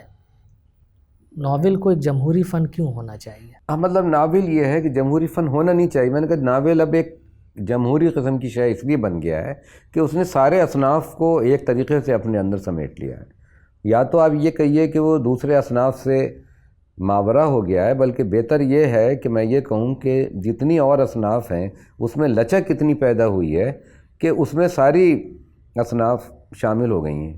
تو اب وہ جو ناول کا جو روایتی تصور تھا کہ اس میں ایک پلاٹ ہوگا اور پھر اس کا ایک کلائمیکس ہوگا اور اس کے اندر یہ آپ کے کردار ہوں گے اور یہ ایک نثری قصہ ہوگا، تو آج اگر ساری دنیا میں آپ دیکھیں تو آپ پائیں گے کہ پورا اتنی لچک ہے اس میں کہ ناول تو ڈائری کا پارٹ تو پہلے بھی ہوتا تھا، اس کے اندر نظموں کا استعمال ہو رہا ہے، اس کو ناول کہا جا رہا ہے۔ ابھی حال میں ایک کتاب آئی ہے جس میں کافکا کو ایسے فکشن رائٹر انہوں نے نہ کر کے شاعر، اچھا، ہاں، کافکا کو، جوائس کو، ورجینیا وولف کو انہوں نے ایسے شاعر کہ ان کی پوری کی پوری پوئٹری ہے۔ تو وہ جو بنا بنایا سانچہ ٹائم اینڈ اسپیس، زمان اور مکان کے ساتھ نثر کا ہوتا تھا، اس کو توڑ رہے ہیں۔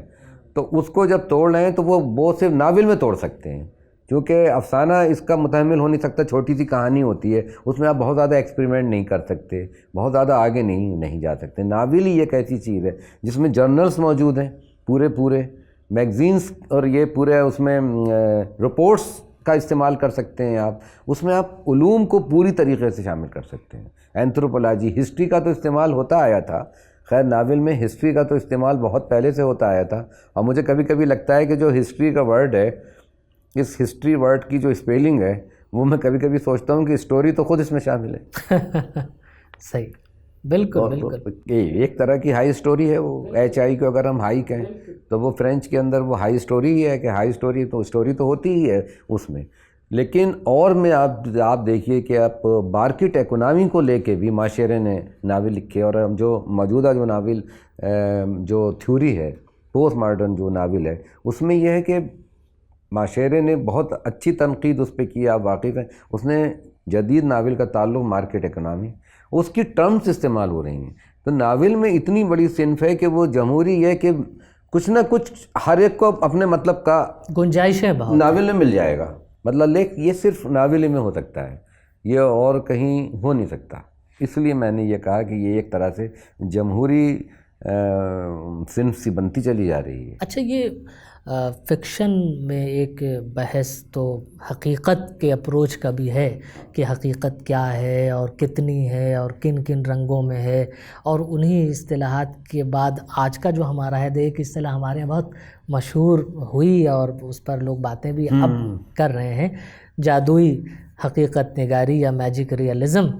تو آپ کے افسانوں کو اور آپ کے ناول کو پڑھتے ہوئے یہ احساس ہوتا ہے کہ آپ نے جادوئی حقیقت نگاری کے مسائل کو بہت، ظاہر فلسفہ آپ کا موضوع ہے تو سمجھا ہے، اور کہیں نہ کہیں وہ اپروچ نظر آتا ہے۔ تو پہلے تو آپ ہمیں یہ بتائیے کہ علت اور معلول کا جو رشتہ عام طور پر سمجھا جاتا ہے ہمارے یہاں کہ اس سے ہٹ کر کے ذرا گفتگو نہیں ہوتی، لیکن جو بڑا فنکار ہے وہ تو ان تمام رشتوں کو توڑ کر آگے نکل جاتا ہے۔ آپ نے جو بات کہی وہی درست ہے۔ میری تو ایک کتاب پوری گابریل گارسیا مارکیز سے میں نے ایک کتاب لکھی تھی، شاید آپ کی نظروں سے گزری ہو، تو اس میں نے ان چیزوں کو لکھا ہے بہت تفصیل کے ساتھ۔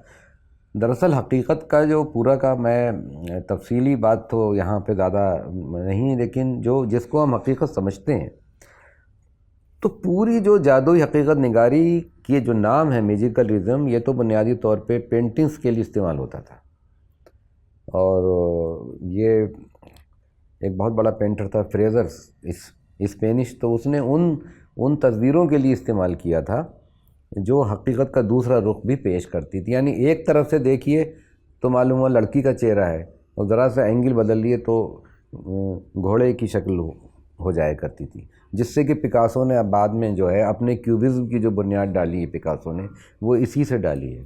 لیکن جب بیانیہ کے اندر یہ ہوا کہ سیدھے سادھے چلنے والے واقعات کے اوپر اچانک نہ سمجھے جانے والے واقعات کی ایک یلغار سی ہو گئی، تب اس کو انہوں نے کہا کہ یہ تو صاحب ایک جادوئی، مطلب یہ کہ حقیقت نگاری ہے، لیکن ہے کچھ نہیں۔ معاملہ وہ اتنا سمپل ہے کہ چونکہ یہ ٹرم جو ساری دنیا میں جب یہ مشہور ہوئی تو وہ وسطی امریکہ کے حوالے سے ہوئی، لیٹن امریکن رائٹنگ کے حوالے سے ہوئی، تو جس وقت ساری دنیا میں، یورپ میں خاص طور سے 1960 کے قریب یورپین ناول کی موت کا اعلان ہو گیا۔ اس طرح کی چیزیں یورپ میں بہت ہوئی ہیں، ہسٹری کی موت، رائٹر کی موت، خدا کی موت، ہے نا پورا، تو اسی طرح سے ناول کی ڈیتھ کا بھی اعلان ہوا تھا۔ اس وقت چیلنج کی طرح جو لیٹن امریکن کچھ رائٹر تھے، جس میں مارکیز سب سے زیادہ مشہور ہوئے، لیکن گیبریل گارسیا مارکیز سے پہلے ہی سے اور رائٹر بھی موجود۔ کیا ہمارے یہاں اردو میں اب سے پہلے میجک ریئلزم کی صورتیں نہیں ملتی ہیں؟ وہ ہم کو دیکھیے ناقابل یقین واقعات تو ہماری داستانوں کے اندر ہے، لیکن بات یہ نہیں ہے، بات اس میں تھوڑا سا فرق ہے میرا خیال ہے۔ دیکھیے ان کے یہاں کیا ہے کہ انہوں نے اس کو ایک جان بوجھ کے ایک ٹیکنک کی طرح آزمایا۔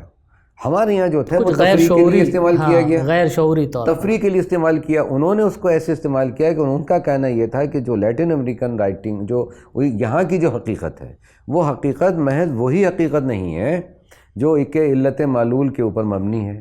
یہ جو کاز اینڈ افیکٹ کا جو یورپین، یہ جو سائنسی عقلیت پرستی کے بعد جو کاز اور افیکٹ اور علت و معلول کا جو دھاگا اتنا مضبوط ہو گیا تھا کہ یہ لگا کہ دنیا کو سمجھنے کا ایک ہی ذریعہ ہے، وہ ہے عقل۔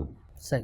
تو اس کو انہوں نے توڑا، چونکہ ان لوگوں کے لیے جو تھا وہ زبانی بیانیہ بھی اتنا ہی اہم تھا جتنا کہ تحریری بیانیہ تھا، اور زبانی بیانیہ میں جو لوک کتھائیں چلی آ رہی تھیں، ان لوک کتھاؤں میں جو کچھ تھا اس کو بھی وہ حقیقت کی طرح پرسیو کرتے تھے، لہذا وہ مطلب وہ اس کو بالکل ایک حقیقت ہی کی طرح دیکھ رہے ہیں کہ یہ تو ہماری حقیقت ہے۔ تو انہوں نے کہا کہ بھئی ہماری حقیقت وہ نہیں ہے جو آپ کی حقیقت ہے، ہمارے یہاں تو اس نے کہا ہے نا کہ وہ مارکیز نے لکھا ہے کہ میری جو والدہ تھیں وہ بار بار کہتی تھیں کہ یہ دیکھو ایک یہ الیکٹریشین ہے، یہ جب بھی ہمارے گھر کی بجلی ہوتی ہے خراب، جب بھی یہ آتا ہے تو اس کے ساتھ ساتھ ایک سنہرے رنگ کی ایک تتلی ضرور آ جاتی ہے۔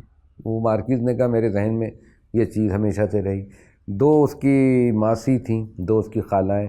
ایک دن اس کی خالہ اس نے یہ دیکھا کہ کچھ بیٹھی ہوئی بن رہی ہیں کچھ، تو اس نے پوچھا کہ آپ خالہ کیا بن رہی ہیں؟ تو انہوں نے کہا بیٹا اب میں اپنا کفن بن رہی ہوں۔ انہوں نے کہا کیوں؟ بولے اس لیے کہ اب میں مرنے والی ہوں 1-2 دن میں، اور وہ واقعی 1-2 دن بعد مر گئی۔ تو وہ کہتے ہیں کہ یہ قصے کہانی میں سنتا آیا، ان میں حقیقت ہے کہ نہیں ہے مجھے نہیں معلوم، لیکن میری حقیقت میرے لاشعور اور میرے شعور میں اور میرے وجود کو ان نے جس طرح متاثر کیا ہے وہ بالکل اس طرح کیا جس طرح کہ کوئی بھی حقیقت کر سکتی ہے۔ تو میں یہ سائنسی عقلیت پرستی کو کہا۔ موت کی کتاب پر ہم نے بہت تفصیل سے بات کی اور اسی حوالے سے کچھ میجک ریئلزم پر بھی گفتگو ہوئی اور اردو زبان سے اور جو اردو فکشن ہے اس سے اس کا کیا رشتہ ہے، کچھ اس پر بھی گفتگو کی ہم نے۔ اچھا، اب جو ایک ناول آپ کا ہے نعمت خانہ، جو بہت مشہور ہوا اور اس لیے اس کا رینج بہت بڑھ گیا کہ اس کا انگریزی میں ٹرانسلیشن ہوا، تو وہ زبان کی جو باؤنڈری ہے وہ ٹوٹ گئی اور ہندی میں بھی اس کا ترجمہ ہو کر شائع ہوا۔ تو لیکن خاص طور پر انگریزی ترجمے پر جو آپ کو JCB پرائز ملا، تو ایک تو بہت اعزاز کی بات ہے اردو زبان کے لیے، اور ہم اردو والوں کے لیے ہم جتنا فخر کریں اس پر کم ہے کہ اردو زبان کے لیے اعزاز کی بات ہے۔ تو پہلے تو آپ کو اس اعزاز کے لیے مبارکباد پیش کرتا ہوں میں۔ مجھے بھی اور اردو کو جی بالکل بالکل، یہ ہم سب کا سیلیبریشن ہے۔ اب میں سوال آپ سے یہ کرنا چاہتا ہوں کہ نعمت خانہ، اور جس کا پیراڈائز آف فوڈ انگریزی میں ٹرانسلیشن ہوا، تو فوڈ کو ایک ڈسکورس بنا دینا، بھائی بہت چھوٹی چھوٹی چیزیں کھانے پینے کی، ان کو ایسے دیکھنا جیسے ان کی بھی اپنی ایک مابعدت طبیعت ہے، ان کی بھی کوئی فلسفیانہ اساس ہے، تو یہ ایک دن کا کام تو ہو نہیں سکتا۔ کیا اس کی بنیاد اس وقت پڑی تھی جب آپ نے افسانہ آخری دعوت لکھا تھا؟ جی، اور سوچتا تو بہت پہلے سے رہا تھا، یعنی آخری دعوت جب لکھی تھی تو آخری دعوت کے بارے میں بھی اس سے پہلے سے سوچ رہا تھا۔ اصل میں مجھے کھانا ہمیشہ یہی ایک ایسی ایکٹیویٹی ہے کھانا، جو مجھے ہمیشہ کچھ یہ لگا کہ یہ ایک طرح کی ہیومن ایکٹیویٹی نہ ہو کے اینیمل ایکٹیویٹی ہے، یعنی یہیں اسی جگہ جا کے بالکل جانور اور حیوان برابر ہو جاتے ہیں۔ یعنی کھانا صرف کھانا نہیں ہے، ہوس پوری کرنا بھی ہاں، ہے۔ مطلب جس طرح جانور کو، مطلب وہ جو جانور کے جو انسٹنکٹ ہیں، بالکل اسی طرح سے انسان یوں تو اشرف المخلوقات ہو گئے، لیکن میں تو اشرف المخلوقات اس دن سمجھوں گا جب وہ کھانے سے نجات پالے، جب اس کو کھانے کی ضرورت نہ ہو۔ تو کھانا مجھے ہمیشہ سے ایک چیز یہ محسوس ہوئی کہ ایک گلٹ پیدا ہوتا تھا میرے اندر۔ اس کی وجہ یہ کہ دنیا میں برابری نہیں تھی کہیں، یہ جو امیری غریبی کا فرق تھا، اس کو سب سے تو میں نے سب سے پہلے اس کو کھانے کے ریفرنس میں دیکھا، پیسے کے ریفرنس میں، مکان کے ریفرنس میں، کپڑوں کے ریفرنس میں فرق نہیں محسوس کرتا تھا، مطلب جو میرا ذہن تھا۔ لیکن بچپن سے میں یہ دیکھتا تھا کہ ہمارے یہاں کوئی سائل آئے یا کوئی سائلہ آئیں اور انہوں نے کہا کہ وہ کھانا مانگا، تو وہ میری دادی جو تھیں وہ جاؤ بیٹا دے آؤ جا کے، تو وہ جو گھر کا بچا کھچا سالن ہوتا تھا وہ رکھا اور 2 روٹیاں ہوتی تھیں۔ وہ منظر میں بھولوں گا نہیں، 6 7 سال 8 سال 10 سال 12 سال تک کی عمر تک چلا، اور پھر بیٹا ان کو پانی پلائی ہو، تو ایک لوٹا ہوا کرتا تھا، اس لوٹے سے ہم ان کو وہ بھر کے، پیتل کا لوٹا ہوتا تھا، ویسے ہاتھ پھیلا کے وہ پانی، اور اس کے ساتھ بچے ہوتے تھے وہ کھاتے تھے۔ مجھے یہ لگتا تھا کہ یہ کھانے سے مجھے پہچان ہوتی تھی کہ کتنی غیر مساوی یہ دنیا ہے، اور کتنی یہ مطلب انجسٹ ہے یہ دنیا، اس کا جو ڈسٹریبیوٹیو سسٹم ہے، تقسیم دولت کی کتنی غلط ہوئی ہے۔ اس کو مجھے مارس کی داس کیپیٹل نہیں سمجھا سکتی تھی، وہ بہت بات کی بات تھی جس میں اکنامک جارگن تھے، وہ میرے دل نے سمجھایا مجھے، اور میرے ضمیر نے سمجھایا۔ تو ایک تو یہ کھانوں کو لے کے میرے ذہن میں یہ ایک چیز تھی کہ کھانا کوئی ہے بڑی اسپیشل چیز، جو کہ پھر وہی جو میں نے بھی کہا کہ جس کی پلیجر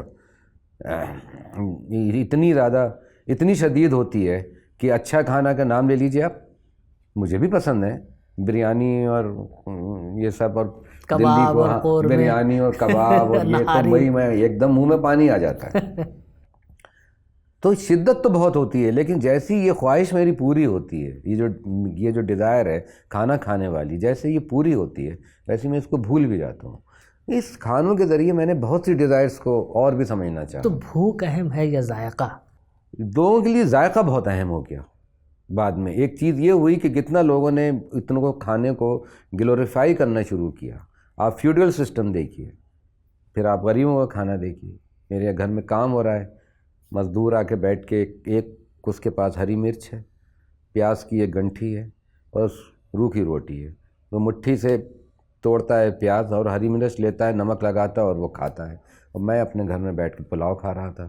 تو یہ جو گلٹ پیدا ہوا ہے، تو مطلب بیسیکلی یہ کھانوں کے اوپر کتاب نہیں ہے، یہ جو ناول ہے یہ بنیادی طور پہ گلٹ کی کہانی ہے، گلٹ کی کہانی ہے، احساس جرم کہیں ہے جو کھانے مجھے اس کے لیے ماحول سازی کرنے کے لیے بڑی ہیلپ فل رہے، کیونکہ وہ جو اس کا بنیادی کردار ہے گڈو میاں، جو 13 سال کی عمر میں اس نے 2 مرڈر کر ڈالے ہیں، اور مرڈر اس نے باورچی خانے میں کیے ہیں، اور جس بھیانک طریقے سے اس نے کیے ہیں، کیونکہ کچن مجھے ہمیشہ سے ڈراؤنی چیز لگتا تھا۔ پوری دنیا ایک کچن ہے، یہ تصور پوری دنیا کچن ہے، اور آگ جو مطلب جب سے یہ آگ ایجاد ہوئی جب سے، اور جو لڑائیاں دیکھیے آپ، جو یہ آپ اپنے گھر میں ایک بیٹل فیلڈ لیے گھوم رہے ہیں، آپ یہ دیکھ لیجئے اپنے گھر میں میدان جنگ آپ کا کچن بنے گا۔ جس طرح ملکوں کے قوموں کے فیصلے جن بڑے پیمانے پہ لینڈ کے ٹکڑے کے لیے، زمینوں کے لیے ہوئے ہیں، ملوکیت کا جو پورا معاملہ ہے، ایک ملک دوسرے ملک کی زمینوں پہ قبضہ کر رہا ہے، جنگیں اسی لیے ہوتی تھیں نا۔ صحیح۔ اسی طرح یہ جو زمین کا ٹکڑا ہے، اس پہ کس کا قبضہ ہوگا؟ اگر 4 بھائی ہیں اور ان کی شادیاں ہو گئی ہیں تو دیکھیے سب اپنا اپنا کچن الگ کریں گے، یا وہ اس کچن کا کوئی ایک مالک ہوگا۔ میں نے تو بار بار کہا کہ بھئی ارے ہم 4 بھائی ہیں، الگ الگ رہتے ہیں، نہیں سب مل کے رہتے ہیں اور ہم میں بڑی محبت ہے۔ تو جب ہم نے پوچھا بھئی کیسے، تو انہوں نے کہا کہ بھائی وہ سب بالکل ٹھیک ہے، سب ساتھ میں رہتے ہیں، سب کی رسوئی الگ الگ ہے، سب کا باورچی خانہ الگ ہے۔ تو میں نے کہا بھئی آپ اچھے پڑوسیوں کی طرح رہ رہے ہیں، یہ مت کہیے کہ آپ بھائیوں کی طرح رہ رہے ہیں، کیونکہ بھائی ہونے کی تو کوئی ماں باپ سے پوچھے کہ بھائی ہونے کا مطلب کیا ہوتا ہے۔ بھائی ماں باپ کے لیے ساری اولادیں ایک ہوتی ہیں نا، ان کو جو تکلیف پہنچتی ہے بھائیوں کے الگ ہونے سے، اور الگ کہاں سے ہوتے ہیں وہ، اور کسی چیز سے نہیں ہوتے ہیں، kitchen, separation of the kitchen. بالکل صحیح۔ Every wife wants separate kitchen of its own, اور جو عورت ہے وہ اتنی پوزیسو ہو جاتی ہے اس کو کچن کو لے کے۔ میں نے تو لکھا ہے کہ باورچی خانے میں کام کرنے والی عورتیں جو ہوتی ہیں وہ وہاں میں پائی جانے والی چھپکلیوں کی طرح زیادہ زہریلی نظر آتی ہیں، کیونکہ میں نے یہ دیکھا ہے کہ باورچی خانے میں، چونکہ اچھا میں اس باورچی خانے کی بات کر رہا ہوں جو پہلے چولہا تھا اور دھواں نکلتا تھا، تو وہ میں دیکھا کرتا تھا کہ وہاں جو چھپکلیاں یا جو بھی چیزیں ہوتی تھیں وہ کالی زیادہ ہوتی تھیں، اور ایک دھوئیں کی وجہ سے بجلی کے تار بھی کالے پڑ جاتے تھے، جو بلب جل رہا ہوتا تھا اس پہ بھی ایک موٹی تہ سیاہی کی جم جایا کرتی تھی۔ وہی حال ان کی عورتوں کا بھی ہوا کرتا تھا۔ تو میں کسی چیز کو بھی گلوریفائی نہیں کر رہا ہوں، نہ میں کسی چیز سے کوئی سمپیتھسائز کر رہا ہوں، نہ کوئی ہمدردی ہے، میں تو کسی طرف بھی نہیں ہوں۔ ایک آبزرور ہے، ایک بچہ ہے جس سے غلطیاں ہوئی ہیں، 2 مرڈر کیے ہیں اس نے، اور جن کے لیے مرڈر کیے ہیں، جن عورتوں کے لیے، ان عورتوں کو یہ معلوم نہیں ہے کہ یہ مرڈر ہماری وجہ سے ہوئے تھے، اس لیے وہ اپنی سزا ڈھونڈتا ہے۔ اس کو جو احساس جرم ہے تو وہ اپنی سزا ڈھونڈتا پھر رہا ہے۔ عام طور سے یہ ہوتا ہے کہ جرم اپنی سزا ساتھ لے کے آتا ہے، لیکن وہ وہاں تو پتہ ہی نہیں، اس کو پتہ نہیں ہے، تو وہ بار بار کہتا ہے کہ میری سزا، میں اپنی سزا ڈھونڈ رہا ہے۔ جرم الٹا سزا ڈھونڈ رہا ہے اپنی۔ ایک طرف یہ ہوتا ہے کہ سزا جاتی ہے جرم کی طرف۔ صحیح بات ہے، یہ سب ورژن ہے، یہ سب ورژن ہے۔ یہ اس ناول کا سب ٹیکسٹ جو ہے وہ بیسیکلی گلٹ ہے، جو کھانا اس کی ایک ماحول سازی۔ پھر میں نے کیا کیا اس میں محیط صاحب، کہ پھر مجھے لگا کہ اب اس کی جو مجھے میٹافرز بدلنا ہوں گے، یعنی جب میں یہ کام کر رہا ہوں تو ان کلیشوں سے کام نہیں کرنا پڑے گا مجھے، اب میں کھانوں سے نکال کے لاؤں گا ظاہر اس کے۔ لہٰذا آپ نے دیکھا کہ وہ عورت نے اس کی طرف ایسے دیکھا جیسے کہ وہ ابھی اس کا اچار بنا دی گئی، یا وہ جو عورت تھی اس کی عادت یہ تھی انجم ان کی کہ اپنی آنکھیں ہمیشہ اس طرح سے گوڑے رکھتی تھیں جیسے کہ ہر وقت چاول بین رہی ہو، یا زیرے کے بارے میں، یا وہ اس نے میری شخصیت کو بالکل ایسے کر کے کھا لیا جیسے کہ یعنی میٹافرز بھی اس کچن سے ہی آپ نے کچن سے اور کھانے کی چیزوں سے اس کو میں نے اس کو نکالا، چاول سے۔ اس سے کیا ہوا کہ وہ پورا جو ماحول تھا اس میں ایک آرگینک یونٹی پیدا ہوئی، اور آپ شاعری کی زبان میں کہیں تو رعایت لفظی پیدا ہوئی۔ تو اس طرح سے وہ پورا کا پورا ایک دنیا بنانے میں وہ۔ اچھا، پھر وہ آپ کا جملہ یاد آتا ہے کہ انسان اپنی آنتوں میں رہتا ہے، تو یہ تو ایک مطلب ایک رمز کے وے پہ میں نے یہ اپنے آپ میں ایک علامت یا ایک علامتی جملہ ہے کہ میٹافر جتنا بھی ہم سوچتے ہی ہیں اتنا، تو آپ دیکھیے میں نے تو میں نے لوگوں کو دیکھا ہے کہ ڈائبٹیز تھی ایک صاحب کو، ہمارے رشتہ دار تھے، کھانوں کے بہت شوقین تھے لکھنؤ کے، ان کو شوگر ہو گئی تو ڈاکٹر نے بری طرح سے ان کا پرہیز بتا دیا۔ اب وہ ایک دن ان کے گھر میں کوئی چھوٹی سی تقریب تھی، کسی کی منگنی تھی، ہم بھی گئے ہوئے تھے، تو اس میں پلاؤ اور کباب اور شامی کباب اور نرگسی کوفتے، مطلب دنیا بھر کی چیزیں تھیں۔ تب سب لوگ ٹیبل پہ بیٹھے ہوئے تھے، ان کو بھی بلایا گیا تو ان کو اس لیے نہیں کہ ان کے یہ سب کھانے کا نہیں تھا، ان کا کھانا تھا کچھ اور، دال ہلکی سی اور ابلی ہوئی. تو آپ یقین کریں گے کہ وہ آدمی، اس کی عمر 50 یا 55 سال کی ہوگی، اور لمبا چوڑا جج تھے بھائی، وہ جج سے ریٹائر ہوئے تھے، منصف مجسٹریٹ سے، اور وہ بری طرح بچوں کی طرح پھوٹ پھوٹ کے رو رہا ہے، اور وہ کہہ رہا میرا مجھ سے اللہ ناراض ہے، میرے مقدر میں کہاں، سب کا کھانا حرام ہو گیا اس وقت، کوئی نہیں کھا سکا ان کے رونے سے. اور میں نے ایسے بہت سے لوگ دیکھے ہیں جو لوگ پرہیزی کھانا کھاتے ہیں، جن کو کوئی مرض ہو جاتا ہے، کتنے چڑچڑے ہو جاتے ہیں، وہ گھر میں یہی چاہتے ہیں کہ پھر سارے لوگ جو ہیں پرہیزی کھانا کھائیں. ان کو یہ لگتا ہے کہ یہ ایسا کیوں ہو رہا ہے کہ گھر میں یہ کھانے پک رہے ہیں مگر یہ میرے کھانے کا نہیں ہے. تو میں نے دیکھا ہے کہ چڑچڑے ہو جاتے ہیں، تو پورا ان کا کریکٹر بدل جاتا ہے. اس لیے میں نے کہا کہ شاید انسان دماغ سے نہیں سوچتا، اپنی آنتوں سے سوچتا ہے، اپنی آنتوں میں رہتا ہے، اپنے وجود جو اس کا کہتے ہیں کہ آدمی کا سب سے بڑا حصہ ایک میٹافوریکل دماغ، ہاں نہیں جبلت ہے اور انسٹنکٹ ہے، اتنی عقل نہیں. اگر عقل ہو تو اس کے اوپر کنٹرول کر سکتے تھے. 50 چیزیں تھیں. مجھے صوفیوں کا وہ بہت یاد آتا ہے کہ خانقاہوں میں سب سے پہلے کوئی بھی جاتا تھا تو اس کی ذات پات مذہب وغیرہ پوچھنے سے پہلے پوچھتے تھے کہ بیٹا کھانا پہلے کھاؤ. لنگر کھلے ہوتے تھے تو کھانے کو کتنی اہمیت دی گئی تھی. اور بھوک ایک عالمگیر زبان تو ہے ہی، مطلب hunger is the universal language. کیونکہ ایک بہت عجیب اتفاق میں نے بار بار اس پہ سوچا تھا کہ جن چیزوں سے ہم بولتے ہیں، جو اعضاء ہمارے بولنے میں کام آتے ہیں، وہ یہی ہے کہ دانت کا رول ہے، زبان کا رول ہے، تالو کا رول ہے، جبڑوں کا رول ہے، یہی ہمارے ایٹنگ آرگن ہے، یہی ہماری اسپیچ آرگن ہے. How is possible? واہ. اس کا مطلب ہے کہ شاید کھانا ہی عالمگیر زبان ہو اور بھوک ہی ایک عالمگیر زبان ہو. کیا بات ہے. اچھا بآخر میں ایک سوال جو مجھے لگتا ہے مجھے آپ سے کرنا چاہیے، یہ بھی نعمت خانہ ہی سے یہ سوال پیدا ہوا کہ عورت کا جو کیریکٹر ہے، پریم چند نے بھی عورت کو کردار بنایا، خلق کیا، منٹو نے بھی عورت کو اپنے طریقے سے خلق کیا، بیدی نے بھی اپنے طور پر خلق کیا اور بہت اچھے طریقے سے وہ خلق کیا، عورت کی نفسیات کا اظہار. تو یہ تو پوری ایک روایت ہے، ایک سلسلہ ہے.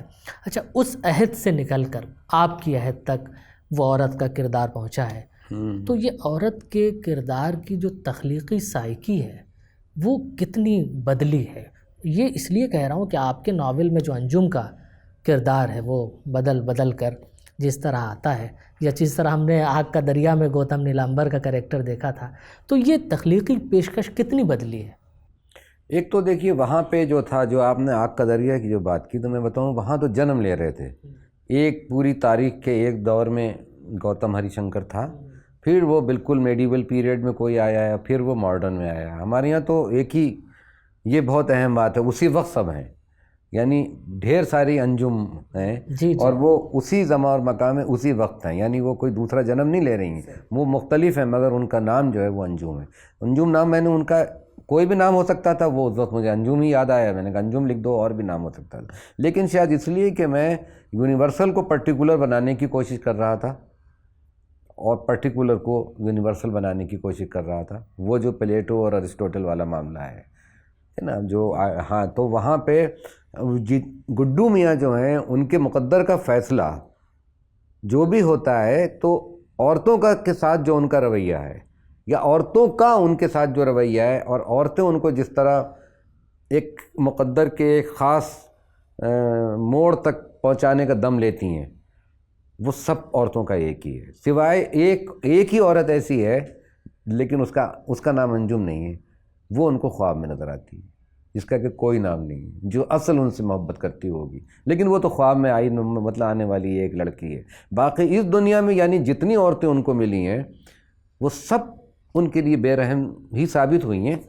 جن کے لیے انہوں نے مرڈر کیا ہے ان کو یہ بھی پتہ نہیں کہ کیا کیا، اور آگے چل کے لہٰذا یہ بار بار کیوں نام میں الگ دوں، تو انجم مینس یہ کہ ایک وہ عورت، میں اس ناول کی عورت کا ذکر کر رہا ہوں کہ گڈو میاں کے ساتھ جن عورتوں کا سامنا ہوا، جن سے ملاقات ہوئی، جو ان کی زندگی میں جس طرح سے بھی آئیں، کہیں اس میں بہت سے رشتوں کی طرح آئی ہیں، وہ سب جو تھیں گڈو میاں کا مگر جو نیتی کہنا چاہیے، جو ان کی جو ڈیسٹنی تھی وہ ایک ہی رہی، بلکہ اور آگے بڑھتی چلی گئی. عورت کا تصور میرے یہاں کسی طرح کا کوئی سائیکی کے اندر کوئی وہ نہیں ہے. میں تھوڑا سا جینڈر ایکولیٹی میں بڑا یقین رکھتا ہوں.